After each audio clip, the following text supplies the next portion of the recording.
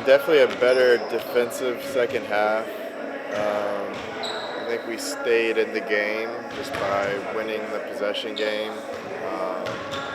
We made some more shots in the second half, which helps set your defense a little bit better. But I think, like specifically offensively, paint touches and pace, like we got to the rim a little bit more, especially with their five-man was pulled out on the perimeter. There's a lot of space in the paint.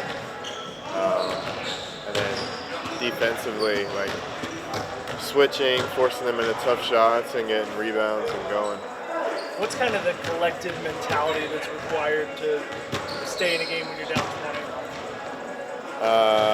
Yeah, I mean, it's just like keeping the focus high. There's some resilience, some determination, like a good bit of togetherness. Like we came together a lot in that second half, the group that was out there on the court, and huddles, and talked about like getting one or two stops here, getting a little 5-point run, doing just something small to turn the game around. But also it's like 20-point lead in the NBA now is like nothing. And so at the same time, like hopefully we'll be on the other end of that and up 20, and it's hard to defend a lead now up 20 with how teams can hit threes, turn you over, hit threes, miss a couple shots, and they're right back in it. So like it's a little bit of belief, but also just that's kind of how the game is now. That's fair. Even with that, is it impressive to you at all that togetherness and belief exists in game one with a group that's still figuring each other out? Yeah, I think so. There's a lot of excitement in our group, and I think we were really ready to go out there and have our first regular season game. And for the first 24 minutes to not go your way, and we've been thinking about this game for a week. I'm sure that's not how we were envisioning the first game going. So, it shows a lot to respond that way instead of just getting down and saying, "Oh, it's just not your night." Whether it's during the game last night or watching film today, what stands out watching Dylan Brooks and what he brings? Yeah, I mean, he takes a lot of pride in his individual matchups defensively, and he's got the offensive skill to go back at him on the other end. And even outside of that, like there was a lot of possessions last game where there's a loose ball or we're getting our second, third, fourth offensive rebound on possession, and it's him just being in the right spot. And his activity level just across the whole course of a game is super high, and he always finds himself in the right place at the right time because of that. Grayson, there was a game maybe 2 seasons ago where I think Katie was out. You played Miami and you were initiating a lot of offense. I feel like last night was one of the higher volume games where you were initiating, if not the outright offense, just points in attack. What's kind of the comfort level for you when you have it in your hands versus working off the ball? Yeah, I feel really comfortable. I think a lot of times with our offense, like we last night we had a bunch of guys initiating. Sometimes it was matchup dependent. Like Schroeder was really trying to pick up full, so depending on who he was guarding, like Ryan might bring it, Dylan might bring it, I might bring it.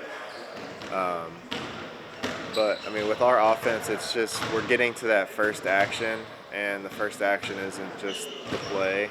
So when I'm initiating, it's like to get a paint touch, like I got an early paint touch and kick to Dylan for a three, or to get into a quick ghost to set somebody else up. Like it's really just to start our flow of offense and what we want to do. So I feel like there's a lot of people on the team that can do it, but like those two-man games or like the stack pick and roll where it's usually me, a big, and Book, like I feel extremely comfortable in those, and I think me and Book are really good at all the guard stuff, the slipping, finding all the angles to drive, kick it, or him late in the game getting a mismatch on the post, like whatever it is.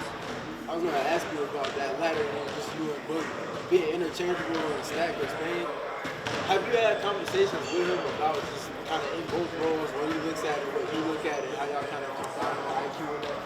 Yeah, I mean, we've talked about it a lot. We've been doing it for, this will be the third season now, so we have a really good chemistry with it. Like, we kind of know the read. Like, I know when he's coming off, when to stay high, set the screen so he can get that pocket three or get downhill, or slipping out to give him a pass. Like, we have all that down really well, and really anywhere on the court, I feel like we have a good chemistry going right now. How often, when teams try to load the hill versus you guys, how often are you just reading and moving that help, or how often is it that it's intentional about some of the different things y'all do to move that? Yeah, some of it's intentional, where we're keeping that wheel of movement, where we're cutting our corners and sliding down to the corner. So that tries to. It's really tough for the guy to sit in the nail when you have that movement behind him, because usually someone's going to end up open. And so we're either opening up the nail for guys like Book, Jalen when he comes back, who are really good getting downhill, getting in that paint, and Book can get to his midi there.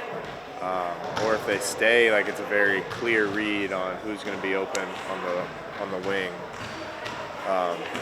So we're just trying to give the defense a tough decision to make there. Same principle with the shallow cuts as well. Same thing. The shallow cuts that are up top and the ghosts and slipping out. That kind of, indirectly it can get into the same thing, but with that we're just trying to create some confusion. Like when you have a guy handling the ball who's a great shooter, you can't red soft because he can shoot the pocket three, and it's tough to call out the red super early because I'm running through and slipping out, and then I'm going to get an open three. So the defense has to be really physical and perfect to guard it without giving up an advantage. That's why every team's doing it, because it's really tough to guard. So when you have Book up top or me on the wing or vice versa, that action happens, and then you start to attack the nail. If they help, it's the same read where we have the corner cutting and the wing sliding down. There's going to be an open three, or Book's going to use the advantage of that closeout to get downhill.